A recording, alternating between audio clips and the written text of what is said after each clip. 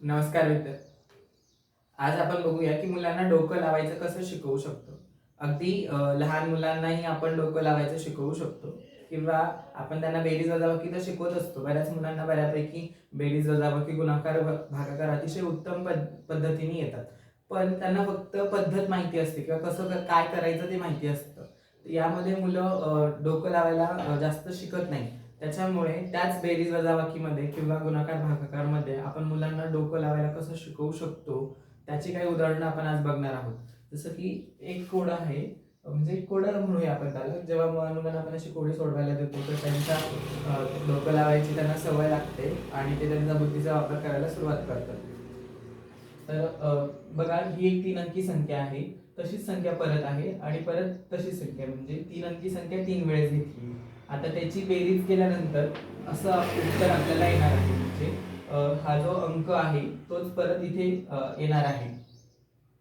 तर याच्यामध्ये मुलं डोकं लावायला कशा पद्धतीने शिकतात ते बघा. तर आपण जर साध्या 3 अंकी संख्या दिली आणि त्यांची बेरीज करायला सांगितली तर मुलं ते अंक मिळवतील आणि बेरीज करतील.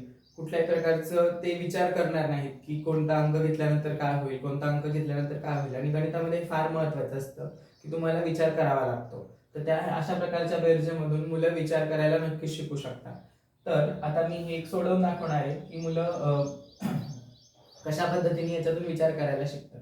तर मुलं आधी वेगवेगळे अंक घेऊन बघतील. तर इथे 1 घेऊन बघतील. तर जर तुम्ही 1 घेतला, 1 अधिक 1 अधिक 1, तर इथे 3 होतात. म्हणजे परत तोच अंक येत नाही. आपल्याला इथे तोच अंक आला पाहिजे, मग एकही चालणार नाही. जर आपण 2 2 2 घेतले तर 6 होतात, तेही चालणार नाही. 3 3 3 घेतले तर 9 होतात, तेही चालणार नाही. 4 4 4 जर आपण घेतले तर 12 होतात, तेही चालणार नाही, शेवटी 2 येतो. 5 5 5 जर आपण घेतले तर 15 होतात, ते चालेल, कारण की आपल्याला शेवटी तोच अंक पाहिजे आहे. म्हणजे आपण इथं काय घेऊ शकतो, 5 5 आणि 5. ठीक आहे. त्याच पद्धतीने आता आपल्याला माहिती की ते 5 येणार आहे, ह्याचा 1 येणार आहे. मग आपण परत असा करत गेलो की अशी कुठली संख्या आहे की ती 3दा घेतल्यानंतर आणि तिच्यामध्ये 1 मिळवल्यानंतर परत शेवटी तुम्हाला एकक स्थानी 5च मिळतो. तर ती संख्या आहे 8. जर तुम्ही 8 8 आणि 8 घेतले तर 8 आणि 8 16 आणि 8 24 आणि किती होतात 25. तर शेवटी परत तुम्हाला 5च मिळतो. मग परत ह्याचा किती येतो 2. परत तुम्हाला विचार करायचा की अशी कुठली संख्या आहे की जी 3 वेळेस घेतल्यानंतर आणि त्याच्यामध्ये 2 मिळवल्यानंतर शेवटी काय येतात 5. तर ते अगदी सोपं आहे. अगदी आपल्याला माहिती 1 अधिक 1 किती होतात 2. आणि त्याच्यामध्ये जर 1 अधिक 1 अधिक 1 अधिक 3 होतात आणि त्याच्यात जर 2 मिळवले तर किती होतात 5.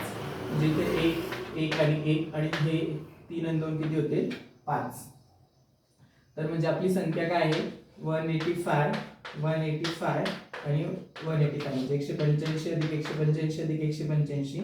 तुम्ही जर करून बघितलं तर इथे बरोबर तुम्हाला 5 5 5 येईल. म्हणजे हे जे अंक आहे आणि हे जे अंक आहेत ते एकसारखे येते. धन्यवाद.